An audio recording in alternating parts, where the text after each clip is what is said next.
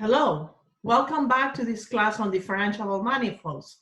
This is the third video of the day, and in the last video we classified local symplectic manifolds. Well, any symplectic manifold locally looks the same. It looks to some cotangent bundle, and let's say that locally the uninvariant is the dimension of the manifold. We also classified two-dimensional compact symplectic surfaces. These are, you know that any orientable any orientable surface is symplectic because in dimension to be symplectic is the same as to have an area form. Therefore, these are orientable surfaces, but we also classify them. And we saw that the only invariant that you get is the cohomology class that the second, that the symplectic form defines on the second cohomology. That was pretty interesting because we used Mossell's path method. The idea of Mossell's path method was to deform through a family of symplectic forms to get symplectic equivalence with a certain symplectic form. And let's say what we call Mossell's equation was really inspired in Hamilton's equation. Now I look back, I realize that there are some basic things I didn't explain you today, and I cannot wait until tomorrow. Let me explain to you what Lagrangian manifold is, what an isotropic manifold is, and what a coisotropic manifold is. And more important, where do we get these examples of Lagrangian manifold? We get lots of them from the realm of integrable systems. But to talk about integrable systems, I need to seriously introduce to you the Poisson bracket. You know, I'm talking about Noether's theorem of invariance of energy. So it's still an exciting day. And while I plan that this video will be shorter than the last one, and with this video we close like these basics on symplectic geometry. And next video will focus on integrable systems and Poisson manifolds. So stay tuned.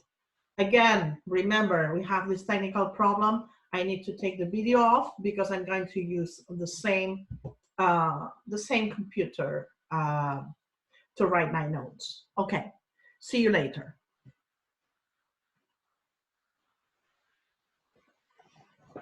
Okay, so now I'm going to share with you my notes.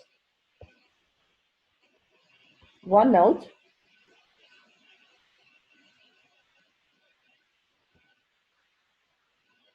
Okay, I think that. Okay, I don't know if that's what you see. I hope that you are seeing the notes of the last class, the end of the proof of the classification of compact orientable surfaces, the symplectic form. Now I'm going to open a new one, okay? And I plan to, let's say, talk about the last thing. So I'm going to introduce some definitions that we need, because these are like, I'm going to call these special submanifolds.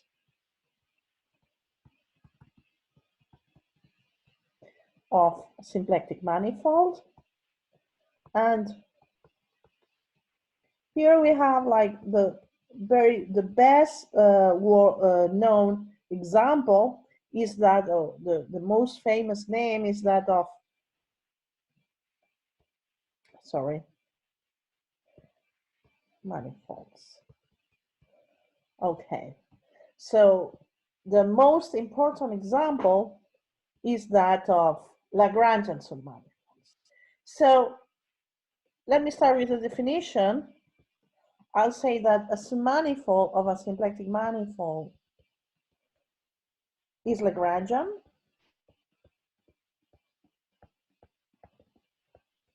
if the pullback of the form is 0, of the symplectic form, where E is the immersion of L on M, okay, and the dimension of L equals 1/2 of the dimension of M. Indeed, to have this condition, to have that the pullback vanishes, we have that the pullback vanishes completely and it vanishes in a maximal way, so half of the dimension of the manifold. So give me some example of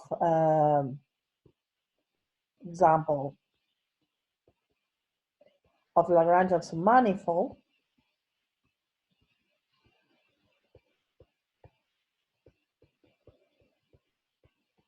Remember, we were considering the cotangent bundle of M, okay, and those with position and momenta. Here we were taking the position, and in the fibers we were taking the momenta. The momenta were the P's, and the positions were the Q's, and the symplectic form was the Darboux symplectic form. All right. So it's an easy exercise to observe that both the base M and the fibers are Lagrangian submanifolds, because the symplectic form just provokes to 0, and they have the right dimension, they have dimension and the dimension of the manifold are Lagrangian submanifolds. That's the first example. In the list in the list of problems you have examples. Okay, if I am other examples, example 2, if I have a surface, okay, then any curve on this surface is going to satisfy this condition, and that gives me lots of examples for free. So any curve on a surface, on a symplectic surface, will be an example. Why is that so? Because omega is anti-symmetric. From that, we get for free that omega x gonna be 0. Therefore, any one dimension, if I pick any tangent space to this, then omega will vanish along this curve, no matter which curves, okay? And the dimension is the right one, because it's half the dimension of the manifold, okay? So that gives me examples. Okay, you have more examples in the list. Let's go to all the definitions. I mean, we have like a remark, an important remark, is that Lagrangian submanifolds are indeed a subclass of some other collection of manifolds with name, submanifolds with name, which are called isotropic manifolds. Lagrangian submanifolds, Lagrangian manifolds are a subclass of isotropic manifolds. And where isotropic, I just impose a manifold, so definition, L is isotropic if L is contained in the symplectic orthogonal. That's the symplectic orthogonal. So like we did in the Riemannian case, so what is the symplectic orthogonal to a subspace? That's the set, well, I would say that a vector field is isotropic, understanding that the tangent space, okay, is its symplectic orthogonal. So the definition that if what is the symplectic orthogonal, let's say, what is the orthogonal to the tangent space at a point is the set of vectors, okay, of vectors of the tangent space to the manifold, okay, at the point, such that omega u x is 0 for any vector field tangent, for any vector tangent at that submanifold. So that's what we call the symplectic orthogonal. And we use, well, we could use this notation in terms of the orthogonal, symplectic orthogonal of a subspace. But we can also extend like this definition to submanifolds, understanding that the symplectic orthogonal, you do it on the tangent space. Okay, and we say that a submanifold is coisotropic if you have the other coisotropic, if you get that the orthogonal, the symplectic orthogonal is in L. And observe that in the Lagrangian case, we get equality. So here I'm abusing the language, as most of the books, using the symplectic orthogonal of the tangent space at the point for every point. All right. So these would be basic definitions that I couldn't mention the other day. And now what I want to talk about the connection to Hamiltonian dynamics. People who are doing this other master course with Marcel Guardia and Amadeu del Sams will enjoy this part, or should enjoy this part. This part is for them, and it's totally relevant to what they did. I mean, of course, you don't need to follow the course, but you will find some intersections and maybe a different language, but the objects, like we have objects in common between the two master courses. So now I want to talk about Hamiltonian vector fields and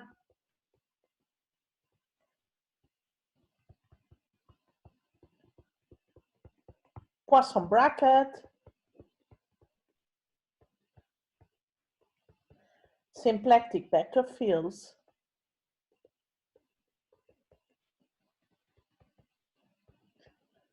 and I want to finish with Noether's principle. By the way, I'm going to post precisely here a video that I think it's a must-see from Matthew Lewin. You also have it linked in the intranet. This is a professor in physics that I think he does adorable videos, and he does adorable teaching at MIT in physics. And he gives, he makes a proof of the conservation of energy, and I find this hilarious, and I think you like it. I'm going to link it up there so you can see. All right. Okay. Let me recall for you what it was the definition of Hamiltonian vector field. This came already in the first video of the collection of videos in symplectic geometry. So first, let me recall that given a function, okay, we write we denote by x sub h, the unique vector field solving the equation that the contraction of this vector field with the symplectic form is minus differential of h. Okay? And this is what we called Hamiltonian vector field. This vector field, which is unique, okay? It's unique because remember omega non-degenerate is what gives us the uniqueness. Is called Hamiltonian.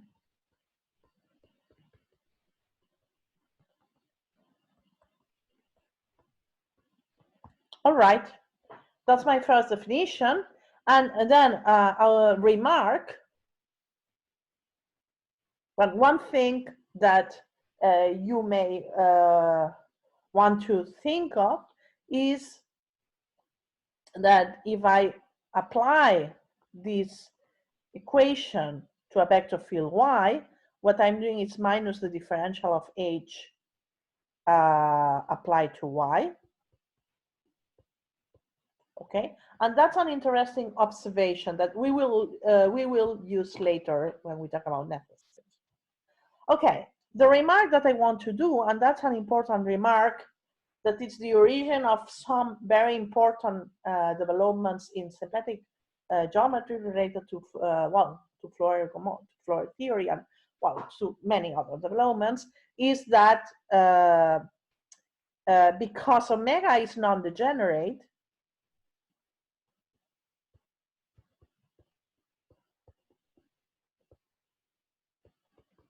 the zeros of xh are precisely the critical points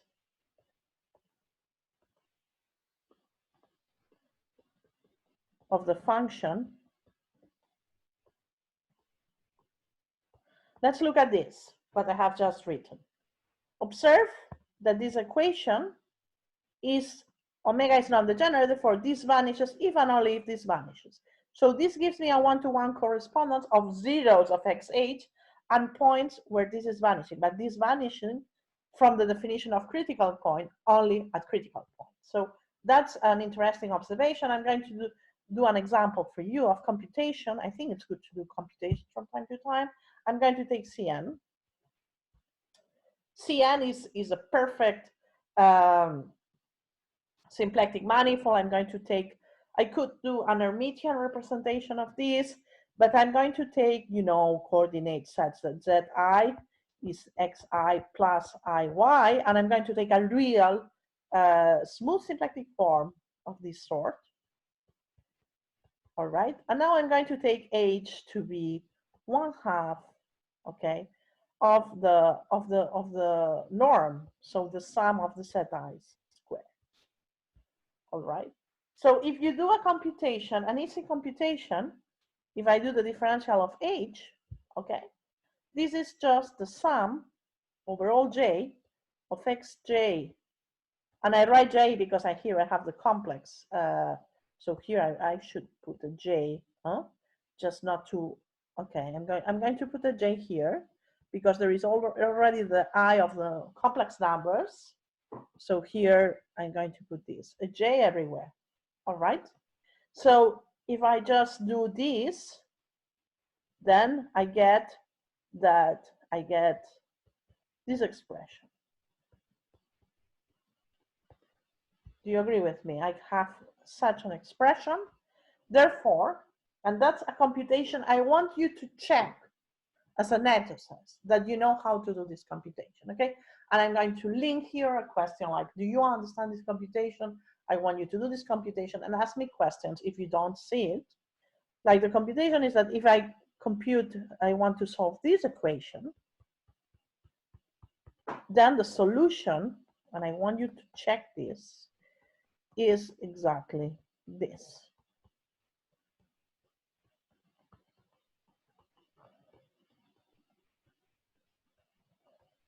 That would be an example. All right. I have a lot of examples. For instance, I could take the coupled double oscillator, harmonic oscillator. This is one of the examples that you have already some slides there in intranet where you can see it. I wanted to explain this today, but I find that my other video was too long, so I'm going to skip this. And I'm going to give another definition, important definition, that of the Poisson bracket. Because what's going to happen is that this chapter is an introduction to symplectic and Poisson geometry. Okay, and symplectic geometry is just a little piece inside the big zoo of Poisson manifolds, which is, by the way, super interesting. And my plan in this course is just to introduce you just at the very end. Okay, we're going to give definition of general Poisson manifolds, other examples, and one of the first examples, of course, is the symplectic case. Okay, so a symplectic manifold is an example of Poisson manifold because precisely it has the Poisson bracket. So our definition of Poisson manifolds that will come next Monday. So not tomorrow, today it's Sunday, but you'll probably see this video tomorrow, Monday. So next Monday, the other Monday, the very last day, let's say, of the theoretical course will be the definition of the Poisson bracket and what would be the analog of the Booth theorem, which is Weissen's theorem, which is a theorem proved in 1983, which you may think this is a long time ago. Okay, you are younger than millennials. You are right to think that this is a long time ago, but well, it's pretty recent if you compare it to other results of Jacobi or Lagrange or whatever. Okay, so what is my definition of Poisson bracket associated to a symplectic form?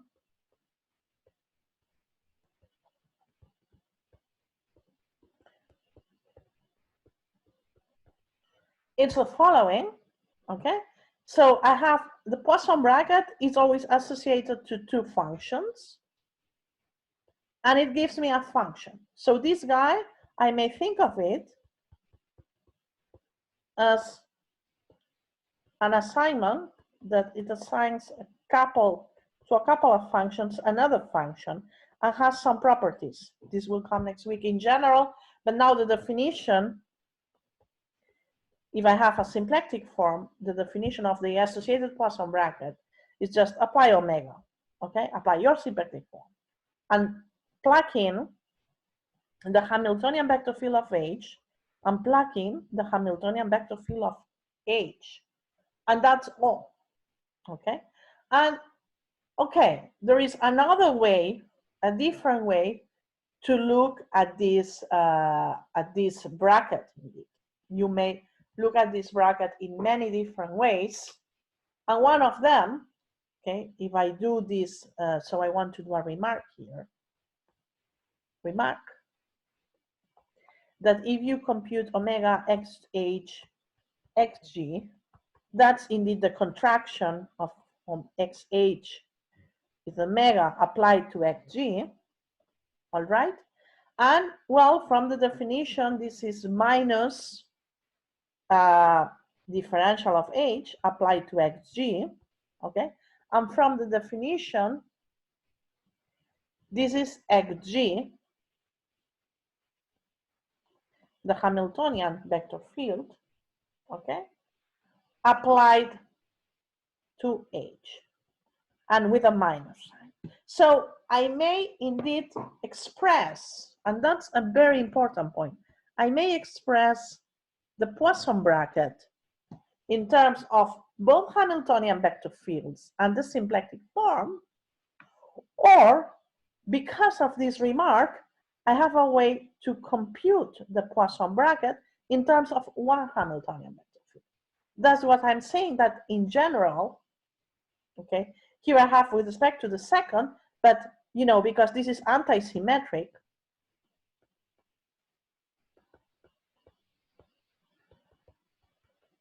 what you have is that omega xg xh, okay, it's minus omega xh xg, therefore this is minus xgh, thus this is xgh. So another recipe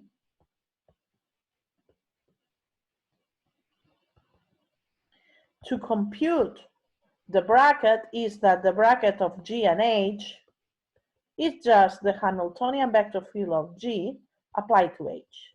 And that's probably the quickest way to compute it in practice. Like if you have to do computations, you just need to compute the Hamiltonian vector field of G and apply it to H, okay? Okay, well, one interesting thing that we observe is that, well, properties of the bracket, and I'm going to leave this as a, well, the first property that I observe is not an exercise because I have already observed it, is that this is skew symmetric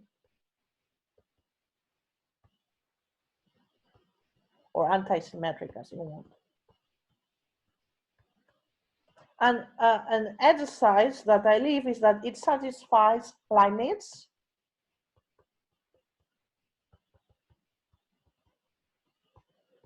So I can relate it to derivations because a Leibniz rule, it tells me how this bracket acts on the product of functions.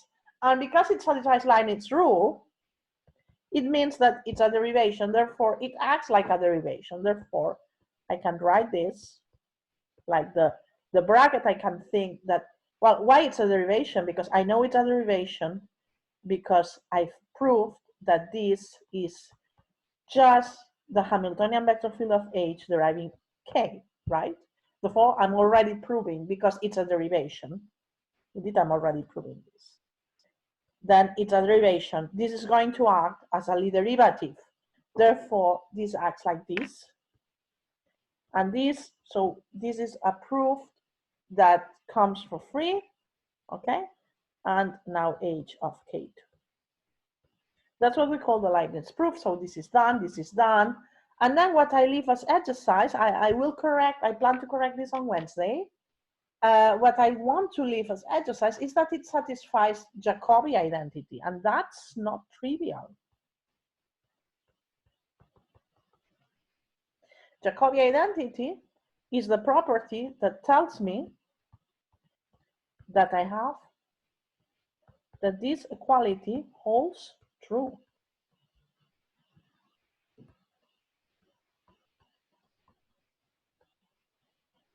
that this is equal to 0. Okay? That is what I leave as an exercise. That's a difficult exercise. It's not trivial at all. I want you to think. Like the previous exercise was a computation. That's difficult one. Maybe I should put it 3 stars. Okay? And I recommend you to use, well, maybe it's convenient for you to use, so hint. Maybe you can prove it just by brute force. But, you know, a cool way to prove it, which is semi-quick, is to check that the Hamiltonian vector field, that the Lie bracket of the Hamiltonian vector field is the Hamiltonian vector field of the Lie bracket. That's an exercise that I also will solve on website. So that's a pretty tough assignment I'm giving you. And that's like 3 interesting properties that motivate the general definition of Poisson bracket, okay? That will come next Monday, so in 7 days. All right, so far, there is quite a cool fact. And maybe cool facts should be written in another color, like this one, that we have a Lie algebra, so we have like the Poisson bracket is putting a Lie algebra structure here.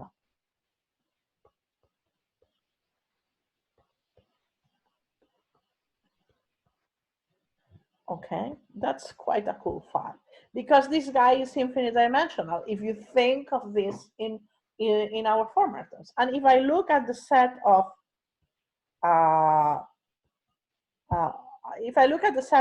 the mapping that sends a function to a Hamiltonian, indeed, it's a morphism of Lie algebras.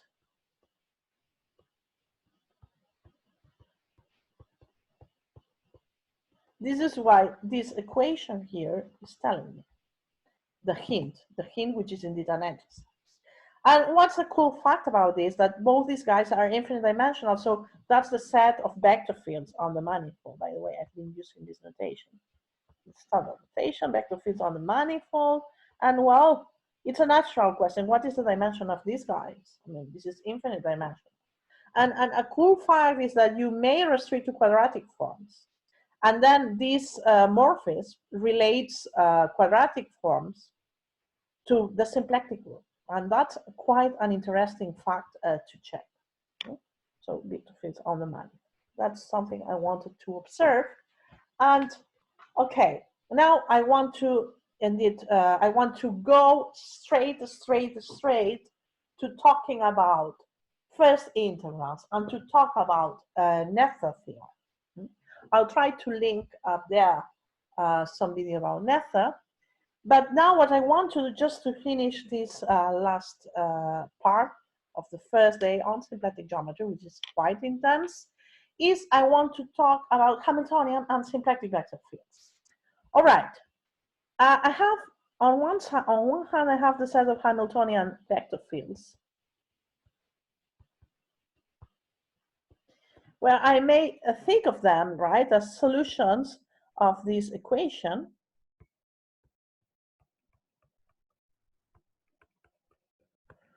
And on the other hand, I have the set of symplectic vector fields. I didn't give a proper definition of these guys.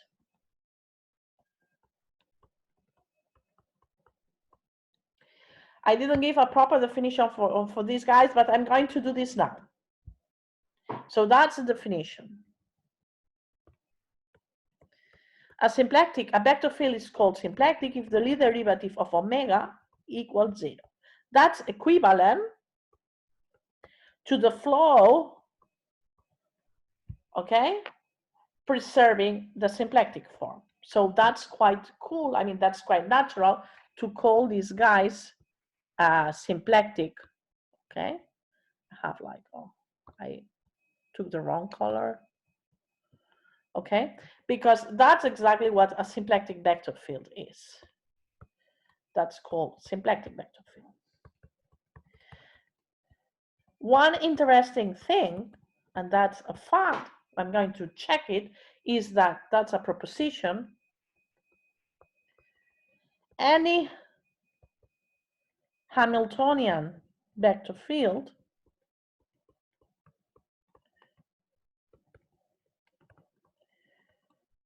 is symplectic. And I'm going to prove this with the force, the brute force of Cartan's theorem. Proof. Okay, I want to check that a Hamiltonian vector field is symplectic. So I need to check that this is equal to 0. All right? Okay, so now I recall that I have, there is a relation, okay, between the Lie derivative and the Rham differential given by Cartan, by Cartan's formula.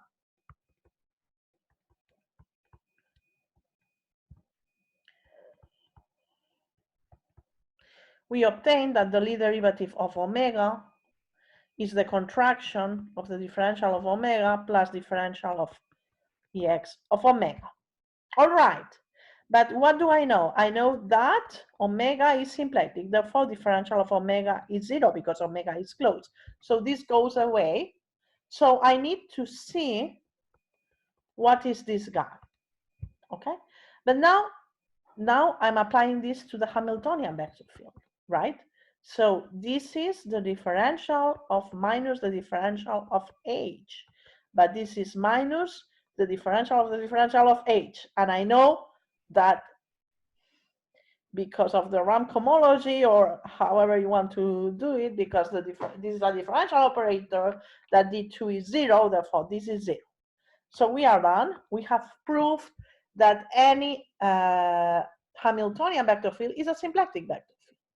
Well, if you look at this equation, you realize that that we have the set of Hamiltonian vector fields that lies inside the set of symplectic vector fields.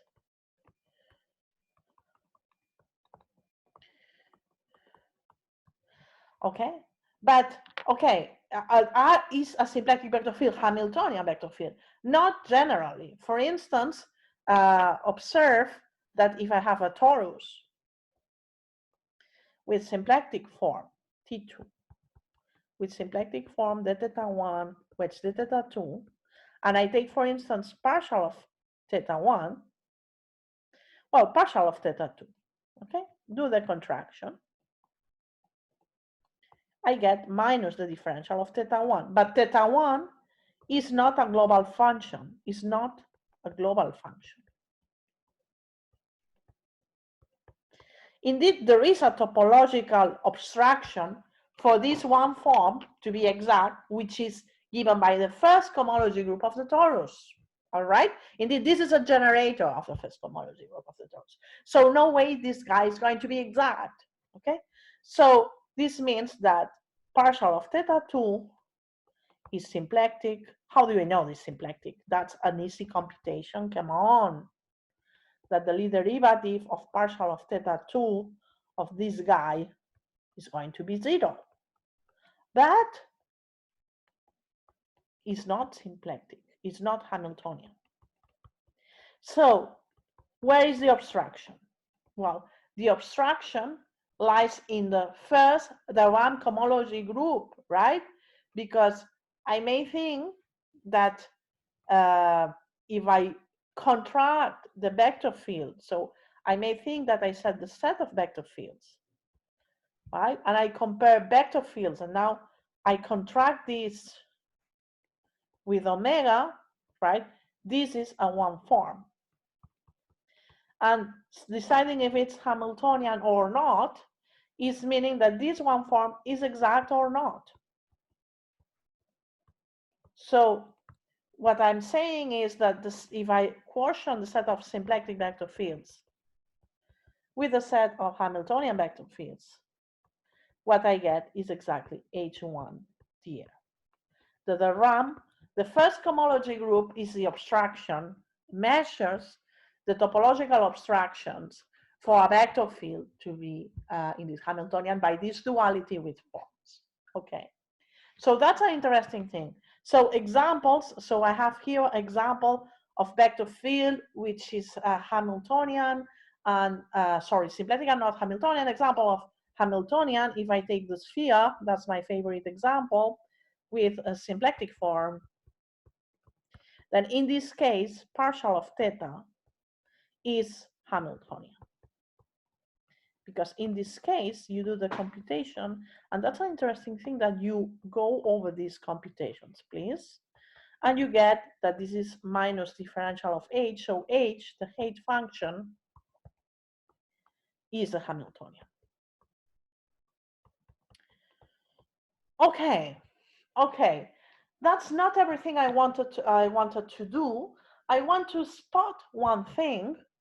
Look, in this example of the that I was doing of the torus, one question that I'm going to ask you is the rational flow can the rational flow on the torus be Hamiltonian, be the flow of a Hamiltonian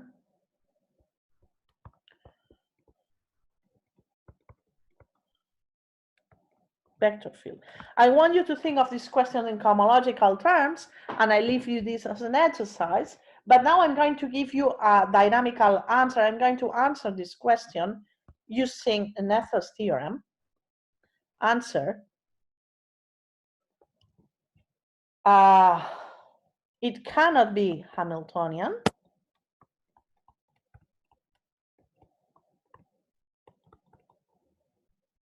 Assume the opposite, assume it is Hamiltonian.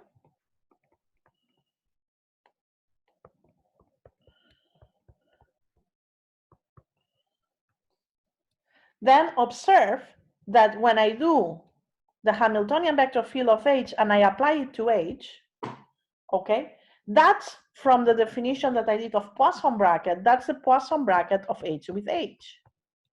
And that's 0. And how do I know this is 0? It's because the Poisson bracket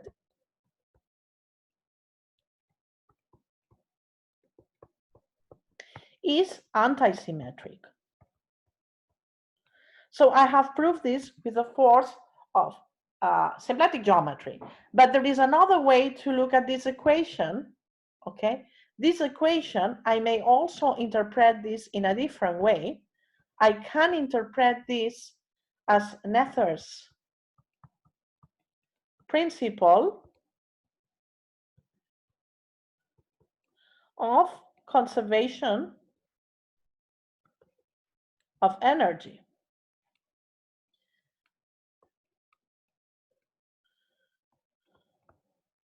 So the theorem that this is the fantastic thing about the evolution of the language in mathematics, that this equation now it's a triviality. But this equation is that H with itself is 0. Let's say that the Hamiltonian vector field, like the Hamiltonian vector field, the flow is contained on H equal to constant. That's the principle of conservation of energy by Noether. So now that's Noether's principle.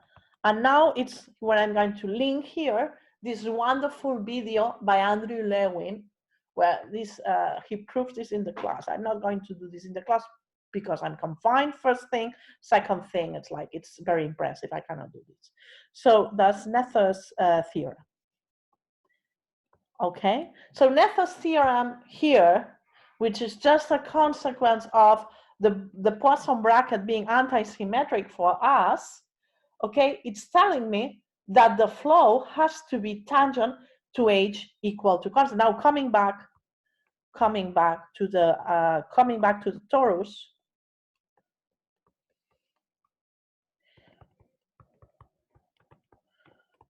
irrational flow on the torus. Okay, then this Noether's principle, this equation of antisymmetry is telling me that the flow of xh has to be contained in h equal to constant. From the principle of conservation of energy, energy is the Hamiltonian h, all right? But of course, then we realize that this is impossible, because if I have an irrational flow, the picture that I have is that I have here the torus. Okay, I'm going to do a better picture of this. Let me erase this. I have here the torus. That's the torus, where I have this identified with this identified with this. This is the two torus. Now I put my ball here with a rational slope, and this ball, well, this ball goes here, then goes here, then goes here, and it fills the whole torus. So this is a dense curve. So because the curve is dense, because the slope alpha irrational, dense curve, because it's a dense curve, it's impossible that it's in h equal to constant. So here we have a beautiful application to Noether's principle for our class in symplectic geometry, and I think that's a good point to stop. Okay, let me go back to this Zoom. Let me go back to Zoom. Let me see if I'm able to do this. Let me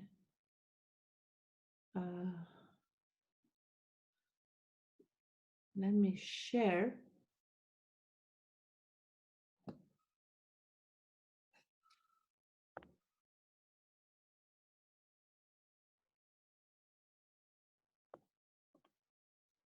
Okay, let me.